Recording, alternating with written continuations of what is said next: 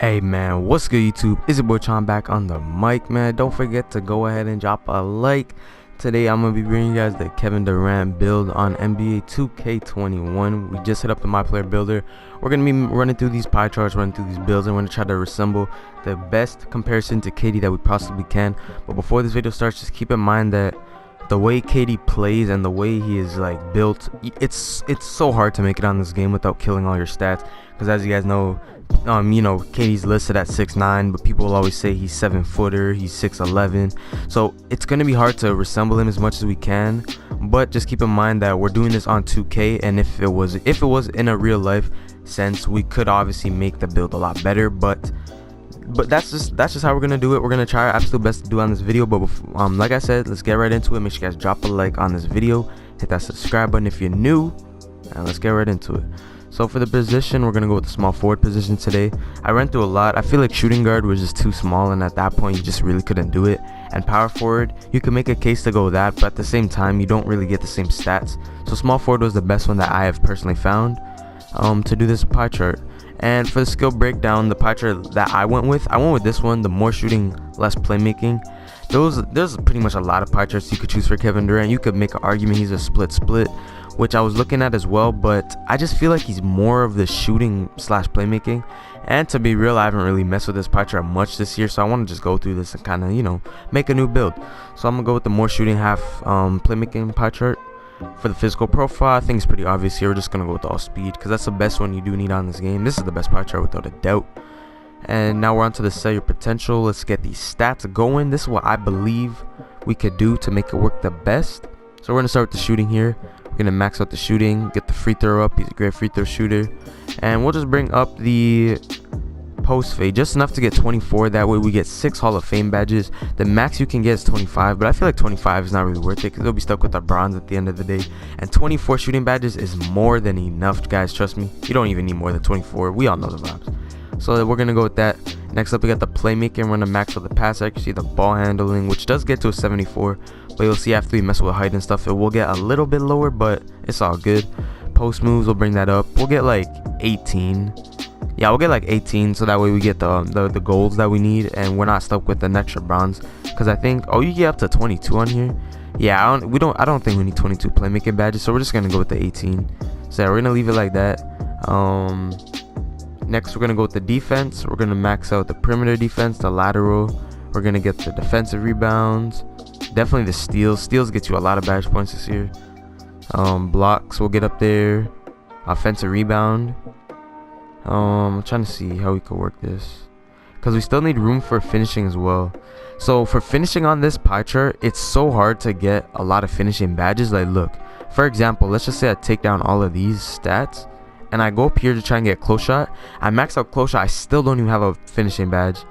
And the only way I could get another finishing badge is if I put this much in the finishing, and that takes way too much. Then I'll have no defense left, and the build just gets absolutely destroyed.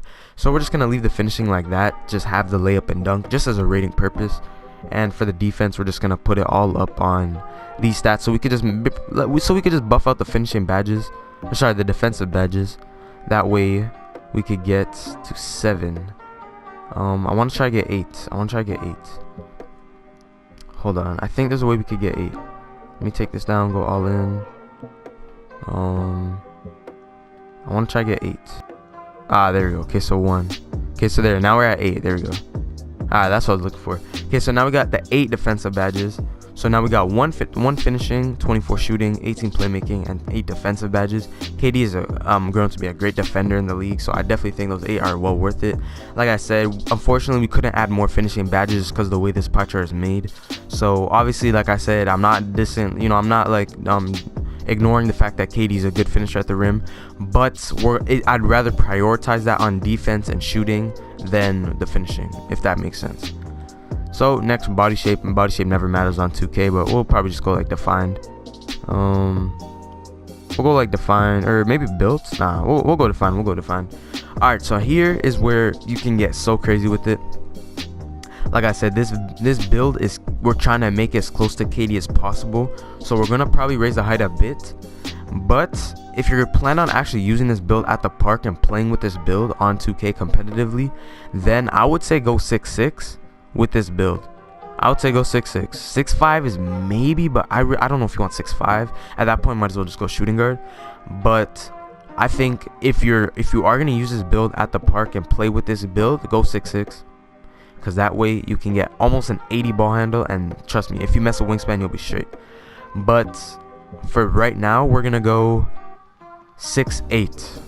See, I would go 6'9". The thing with 6'9" though, that's what he's listed at in the NBA. But like I said again, we're trying to make it as close to him as possible. But it's just hard with the way 2K makes these stats. You can't be a good dribbler and a shooter at that tall of a height.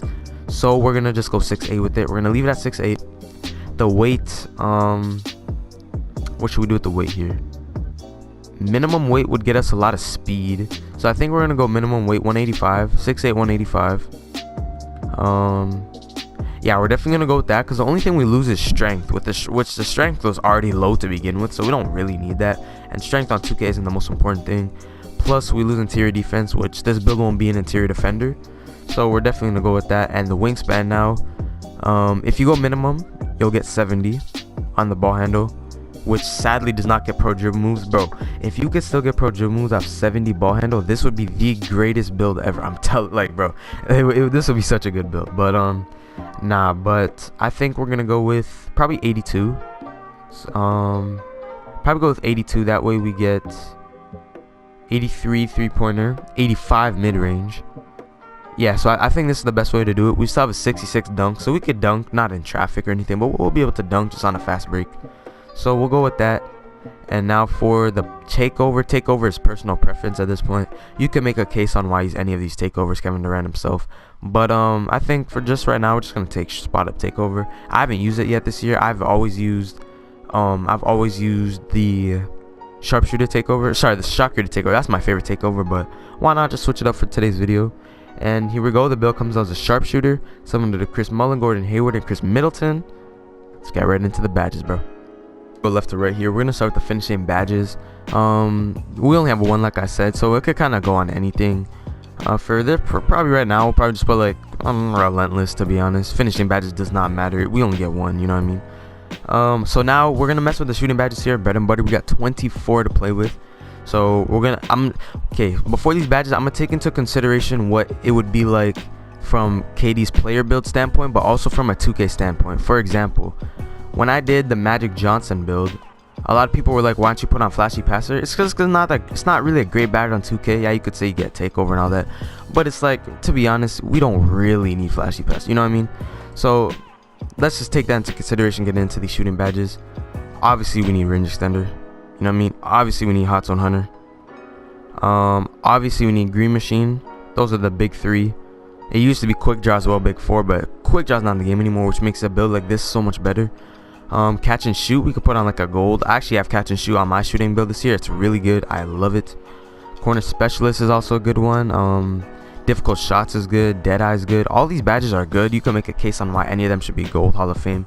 I don't think any Hall of Fame Deadeye though. I feel like we'll just save the extra point and go with it on gold. Difficult shots we could use. Tireless shooter, like any of these badges you can make a case on why you need it. So we could go like a bronze corner, even if you're ever just spotting up in the corner, because you are 6'8". So if you're ever spotting up for, you know, like your man's in the corner or whatever, just kind of get the ball. You could green up in the corner, get a little bronze.